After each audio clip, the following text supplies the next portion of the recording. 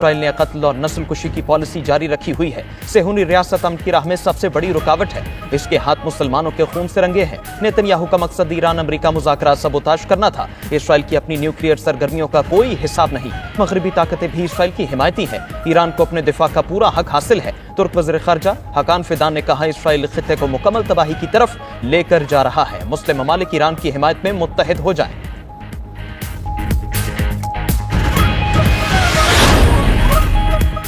آیت اللہ خامنہ ای نے اپنے ممکنہ جانشین کے لیے 3 نام تجویز کر دیے۔ امریکی اخبار نیو یارک ٹائمز کا دعویٰ۔ اخبار کی رپورٹ میں دعویٰ کیا گیا کہ خامنہ ای نے غیر معمولی اقدام اسرائیلی حملوں میں شدت کے پیش نظر کیا۔ ایرانی سپریم لیڈر کو خدشہ ہے اسرائیل یا امریکہ ان پر حملہ کر سکتے ہیں۔ خامنہ ای کے ممکنہ جانشین میں ان کے بیٹے مجتبیٰ خامنہ ای کا نام شامل نہیں۔ امریکی اخبار کے مطابق سپریم لیڈر نے فوجی کمان میں بھی متبادل افراد کی تقرری کی ہدایت کر دی۔ ایرانی سپریم لیڈر نے الیکٹرانک پیغام رسانی ترک کر دی۔ خامنہ ای صرف ایک قابل اعتماد مشیر کے ذریعے پیغامات دیتے ہیں۔ آیت اللہ علی خامنہ ای 36 سال سے زائد عرصے سے سپریم لیڈر ہیں۔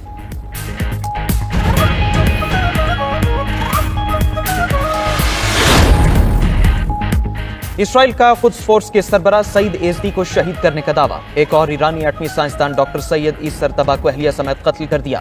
اسرائیل کا اصفہان میں ایک بار پھر نیوکلیئر سائٹ پر حملہ۔ تہران، قم و شہر اصفہان سمیت کئی شہروں پر بمباری۔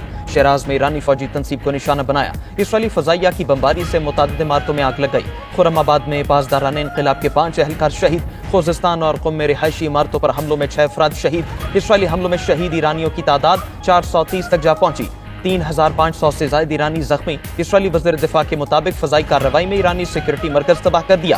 ایرانی فورسز نے اصفہان میں اسرائیلی ڈرون مار گرایا۔ ویڈیو بھی جاری کر دی۔ قم میں اسرائیل کے لیے جاسوسی کے الزام میں گرفتار افراد کی تعداد 22 ہو گئی۔ ادھر امریکہ سے جنگی ساز و سامان لے کر 14 طیارے اسرائیل پہنچ گئے۔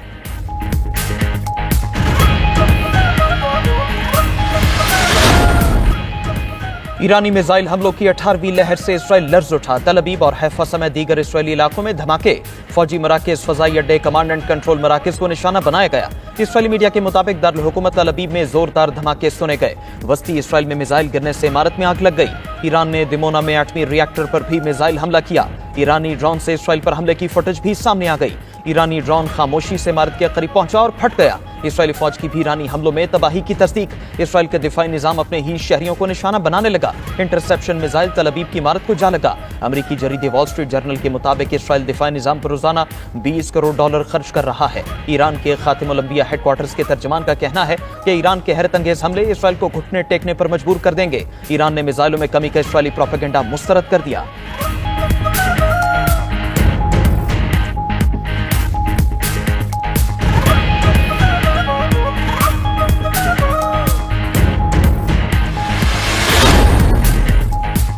ایران سے بات کریں گے، دیکھتے ہیں کیا نتیجہ نکلتا ہے۔ امریکی صدر ڈونلڈ ٹرمپ کی میڈیا سے گفتگو، کہا مذاکرات سے پہلے سیز فائر چاہتا ہوں۔ ایران پر حملہ کرنے کا فیصلہ 2 ہفتے میں کروں گا۔ امریکی اثاثوں پر حملہ ہوا تو حملہ کرنے والوں کو دکھ ہوگا۔ ایران میں زمینی افواج اتارنا آخری حل ہوگا۔ اسرائیل کے پاس اتنی صلاحیت نہیں کہ وہ ایران کی جوہری صلاحیت ختم کر سکے۔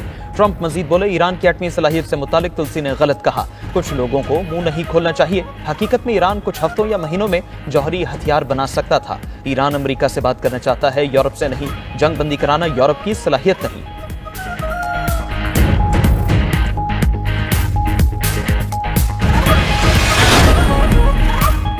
پاکستان نے امریکی صدر ٹرمپ کو امن کے نوبیل انعام 2026 کے لیے نامزد کرنے کی سفارش کر دی۔ حکومت پاکستان کا کہنا ہے صدر ٹرمپ کی مداخلت سے پاکستان بھر جنگ ٹل گئی۔ عالمی برادری نے بھارت کی بلا اشتعال اور غیر قانونی جارحیت کو دیکھا۔ صدر ٹرمپ کی حکمت عملی سے تیزی سے بگڑتی صورتحال پر قابو پایا جا سکا۔ حکومت پاکستان نے صدر ٹرمپ کی جانب سے مسئلہ جموں کشمیر کے پرامن حل کی پیشکش کو بھی سراہا۔ کہا کشمیر کا تنازع جنوبی ایشیا میں عدم استحکام کی جڑ ہے۔ حل اقوام متحدہ کی قراردادوں کے مطابق ہونا ضروری ہے۔ صدر ٹرمپ نے میڈیا سے گفتگو میں کہا کہ پاک بھارت جنگ بندی پر انہیں نوبل پرائز ملنا چاہیے، مگر نوبل پرائز صرف لبرلز کو ملتا ہے، یہ لوگ مجھے نہیں دیں گے۔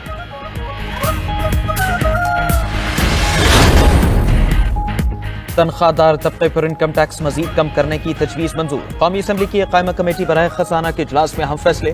12 لاکھ روپے سالانہ آمدن پر ٹیکس 2.5% سے کم کر کے 1% کرنے کی تجویز منظور کر لی۔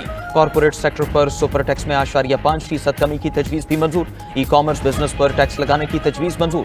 آن لائن کاروبار پر 50 لاکھ سے زائد آمدن پر ٹیکس عائد ہوگا۔ غیر رجسٹرڈ افراد کے آن لائن کاروبار کرنے پر پابندی ہوگی۔ کیش آن ڈیلیوری پر 2% ٹیکس لگانے کی تجویز منظور۔